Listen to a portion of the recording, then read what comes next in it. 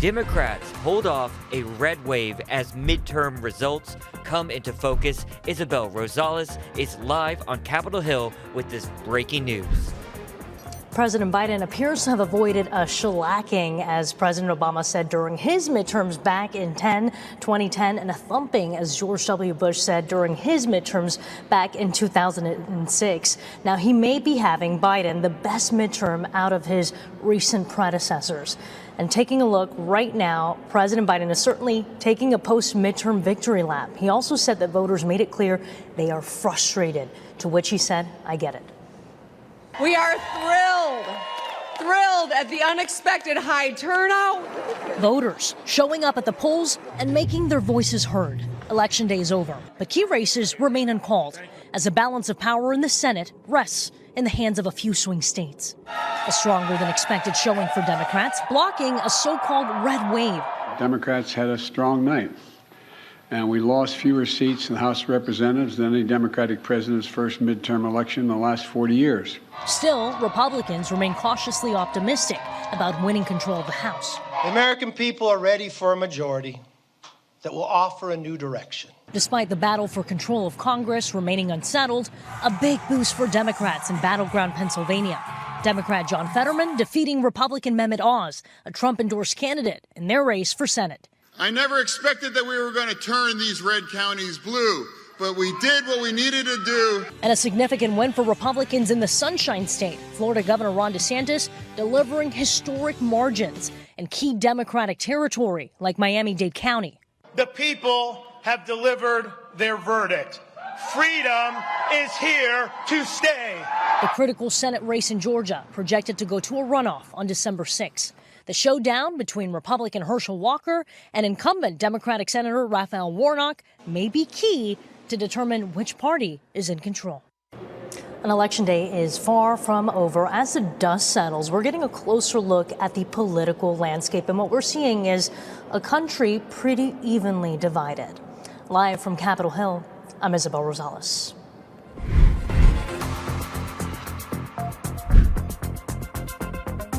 And new at noon, elections officials released the third printout, but this is just for the city and county of Honolulu. To help us digest everything, we are joined now by Daryl Huff, live from the state capitol. Now, Daryl, there were several close Oahu races we've been watching. In this third printout, any big changes or surprises we're seeing?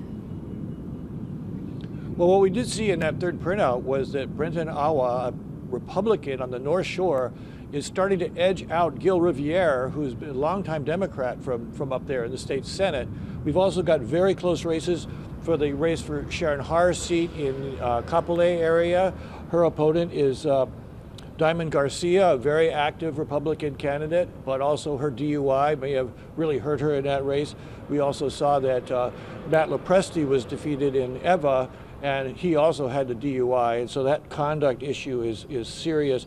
Also, what we were surprised to see is that veteran Senator Maile Shimabukuro on the leeward side is very close, not being defeated, I'm sorry, is very closely followed by Samantha DeCourt. So those are all races that are close enough that what's out there still, the ballots that are still out, could affect.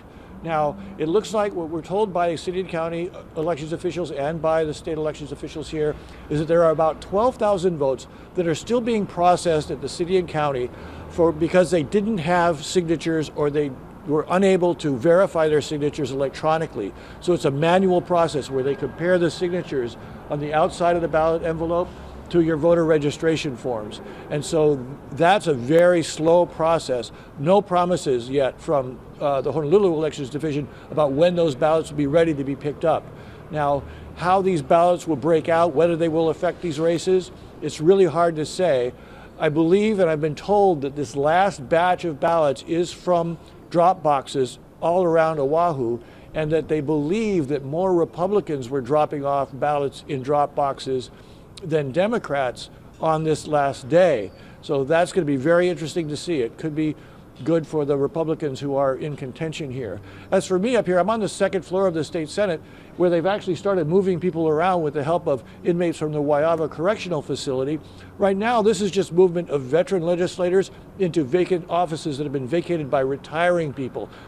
The actual people coming in to be legislators for the first time or senators for the first time won't be happening until after this election is over, which we were hoping for today, but it looks like it'll be a little longer later in the day, it looks like. Yeah, and Dara, if these Republican candidates are successful in ousting these Democratic incumbents, how will that change things at the state legislature? Will, having a bigger Republican Party presence there, affect how business gets done there? What do you think?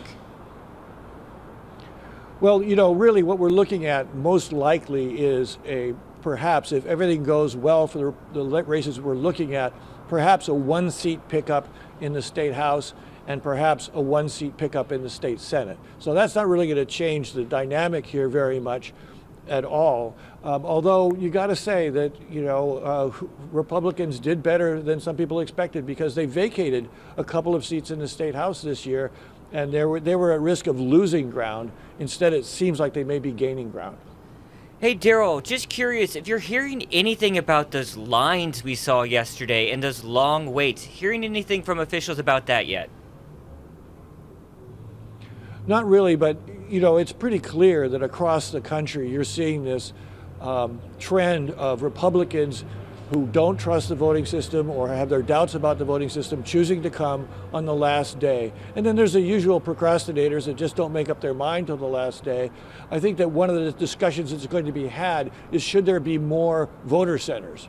Clearly, the voters are expressing their sentiment with their feet, showing up late, willing to stand in line. Should there be more voter centers? Also, particularly on Maui, where they repeatedly are the last ones to vote. Those are considerations that I know are underway and will probably be taking effect in the next election. Otherwise, they're very happy with the mail-in system. It brought in something like 80-90% of the votes in the first printout. So we've only got very few really close races at this point, and it's a pretty much put-to-bed election. All right, Dara Huff joining us live from the state capitol with details on the third printout. Again, that was only for the city and county of Honolulu. We are awaiting the third printouts for the other counties, and we'll bring that to you once we get them. And of course, the big race of last night was the governor's race, where Democrat and current Lieutenant Governor Josh Green defeated Republican Duke Aiona. We actually have reaction from both of them from Sunrise today. Check it out. Your next steps as far as transitioning in. So you will see us announce a website today. Is actually live already, but we'll put out a press release in the next hour or two. My team will put it up on the screen for you, hopefully, so that people can apply for jobs. We want passionate, caring people with a skill set to get jobs done. Housing obviously is going to be a priority for us, but also homelessness, also good economic leaders, so many things. So people will apply.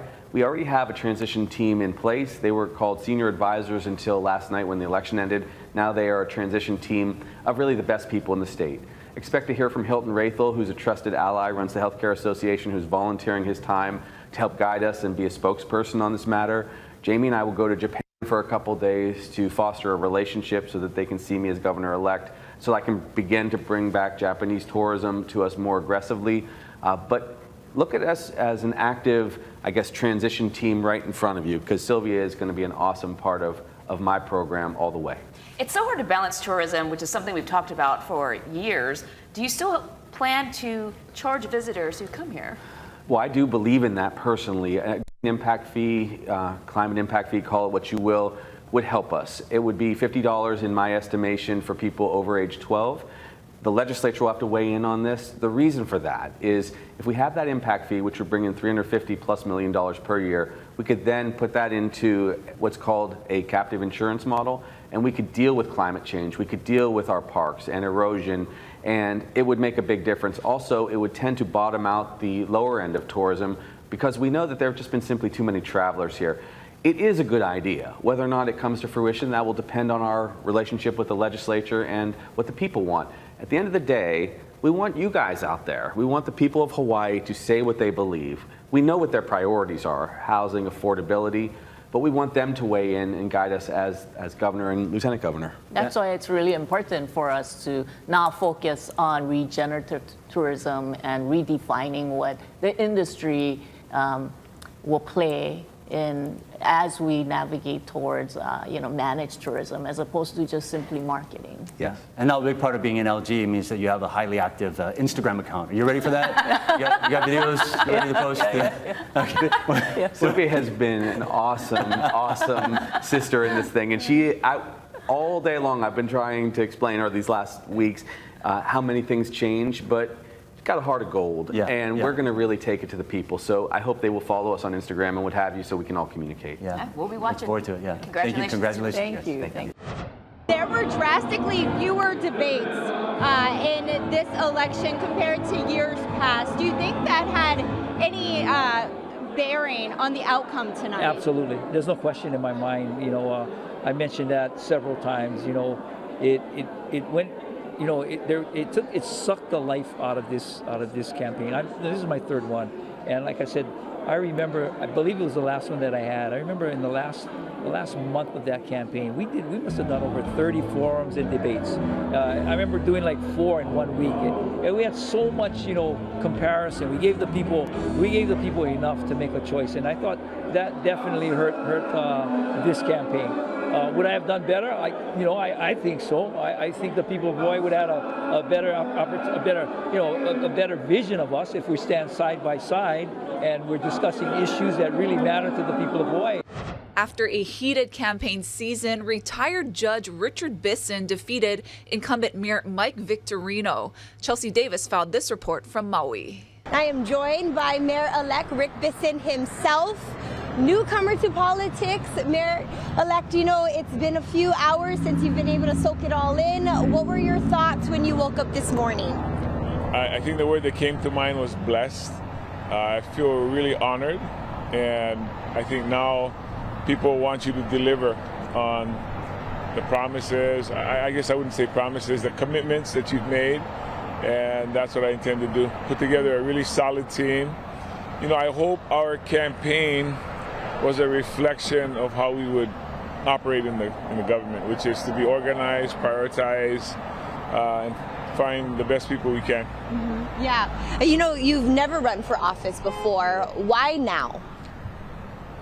I'd reached the end of my career in law, and I felt a need to offer my years of experience. I have a lot of lived experience. I know a lot of the issues on Maui, just so you know, because I worked with the Juvenile Justice State Advisory Council, Violence Against Women's Committee, domestic violence, mental health, drug court. So there's a lot of issues that, the human condition that exists on Maui. And so I feel like I can offer and bring that to the table. Have you put much thought in or reached out to any of the directors or people in your cabinet yet? Exactly zero. Yeah, not at all. I didn't want to get ahead of myself. I am a superstitious is the right word, trial attorney. So wait for the verdict to come in, and then now we can talk about it. Of course, we've had plans in the back of our minds, not anything that we've come out with. So we're going to want to recruit people that we know are talented. We're going to want to retain people who are doing a good job. And then we're going to want to accept applications from people who are just interested that we might not even know who they are. One of the problems with naming somebody early on is that you kind of preclude anybody else from applying. They're like, oh, they already got somebody, so I don't need to. And I want it to be the opposite. I want us to get lots of applicants.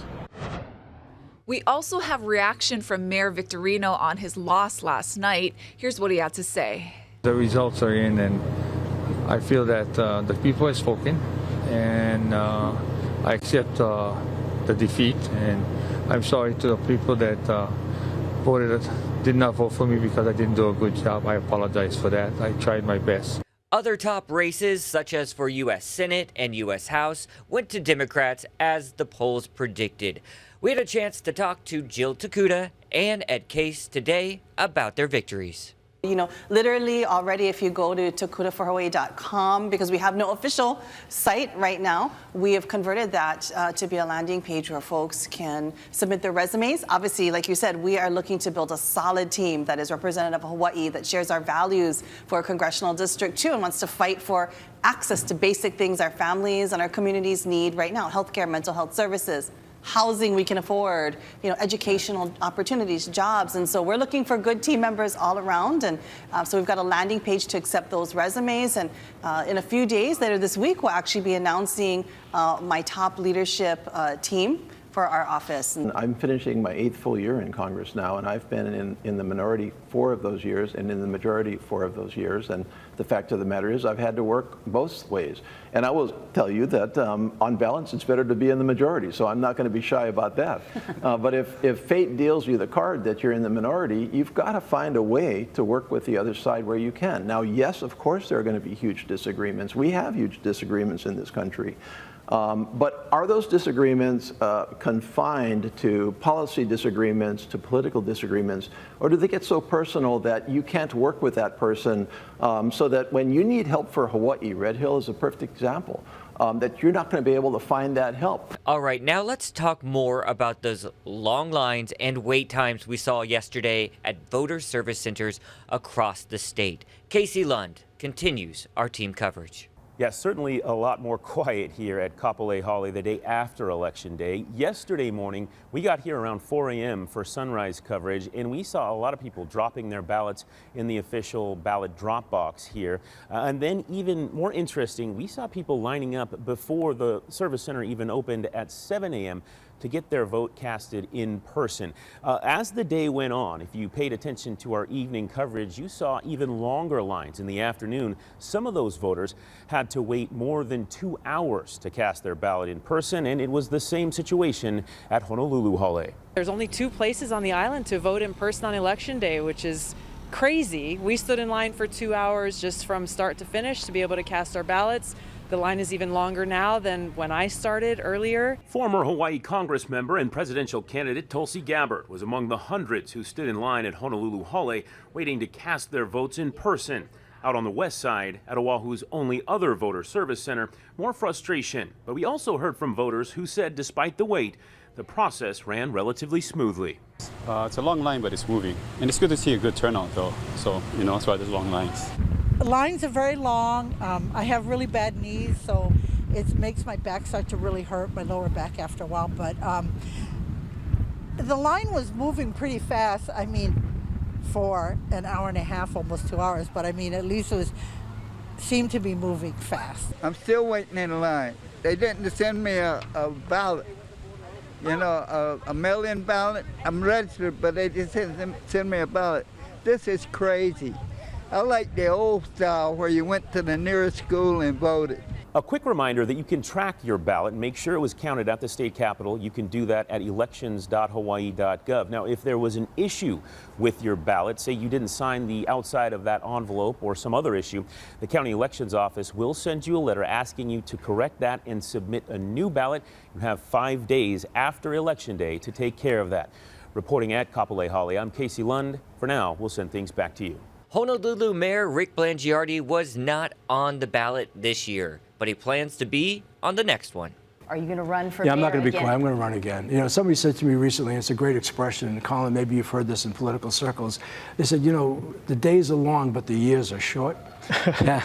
And I think that's so apropos, so candidly, we're 22 months into it. Now, admittedly, we had, a crazy beginning getting sworn in the pandemic and all that came with that. And quite honestly, when I think about back, it's amazing what we were able to get done in the first year. But I think now we're really starting to get some traction. And to be very honest with you, this past fiscal year budget, which began in July, the 23 fiscal budget, really is our first operating budget. The first 6 months and the first year were all predicated on prior administration, and the 22 budget was modeled after the 21 budget that was slashed considerably because of COVID, understandably, but that gave us very little wiggle room. So it's with this budget we've now begun to operate. Plus the team we've brought in, with a few exceptions, is outstanding. We made a couple of changes, I should say it differently. We made a couple of changes. I think that's to be expected. You know, we hired 23 out of 26 cabinet. They brought in 18 deputies, and then there were some other people that came in as well. And so we came in with a gang of 50, and we really haven't had to adjust that very much. And so what's happening for all of us, myself included, learning curve aside, because we brought in people that are pretty astute, we're now working together as a team. We're really starting to get that momentum. I think people understand the problems. They certainly understand as we earmarked monies for them in order to solve some of the problems that we're looking at. All of that's coming into play right now. And as somebody said to me earlier today about having tonight off because it's an election night, yeah, it's great, but it's also a reminder of what it was like just 2 years ago, and before you know it, we'll be at this. So if my health holds up and I feel really good, I mean, this job is energizing, but it's more the commitment to make sure, as I said earlier, this job is a leadership job. It's when you peel it all away, it's about problem solving and making good things happen. All right, we got some breaking news we want to pass along to you guys, a traffic alert. So 3 of the 4 lanes on the H1 westbound near the Arizona Memorial off-ramp are closed right now because of a spill on the roadways. You're looking live at our traffic camera. You can see that backup building along there on the H1. Again, 3 of 4 lanes of the H1 westbound near the Arizona Memorial off-ramp are closed due to a spill on the roadway. Once that gets cleaned up, we'll let you know. Yeah, let's switch gears and get a check of your weather with Guy Hoggy.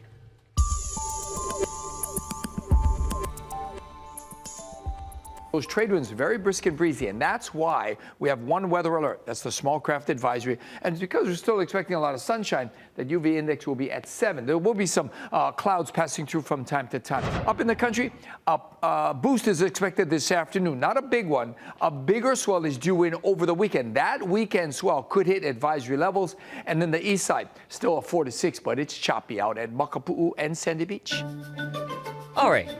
Let's take some time, break away from election coverage for just a moment and see what the internet is talking about. This has been going on way too much lately. Some climate change activists glued themselves to these famous Andy Warhol paintings at the National Art Gallery in Australia. Again, this is sort of a trend we're seeing with activists doing this to famous paintings across the globe. I know there's been some cases in Europe as well. So you can see right there, there's those famous Campbell's soup cans that Andy Warhol painted. They glued themselves to them. The climate activists worldwide are using this demonstration in front of these famous artworks, like I said, to get attention to their causes. You can see some viral video there that someone took using their smartphone as well. No word yet on how damaged this art is, but I know in past experiences, they actually had protective glass over it, and it was able to be perfectly okay. Yeah, we have some good news now we want to pass along. So an Iowa woman celebrated her 115th birthday, making her the oldest person in the United States. Now her name, I love it, Bessie Hendricks. She has lived through 21 presidents, 2 world wars, a depression, and of course many more historical events. She celebrated the special moment with all her kids at her side, and besides being the oldest American, she's also the 10th oldest living person in the world. Go Bessie! Yeah, Bessie! Yes, yes. I hope I make it that long. I Do really you? do. I do want to be one of those long haulers that make it. I always said I want to be 125. Wow, John. Maybe. Okay. I'll break the record. All right, real quickly, want to take you back out live to that breaking news situation that we are monitoring here from the H&N Digital Center, that traffic alert H1 westbound. Don't head that way, and you can see why. There is a huge backup right there near the Arizona Memorial off-ramp. You're looking live from our tower cam here. We'll continue to monitor this situation as we continue our stream into the next half hour on our H&N digital platforms. So just keep watching there. Also, Ash is back first at 4 on KHNL. A lot more election news and developments to get to. Have a good one.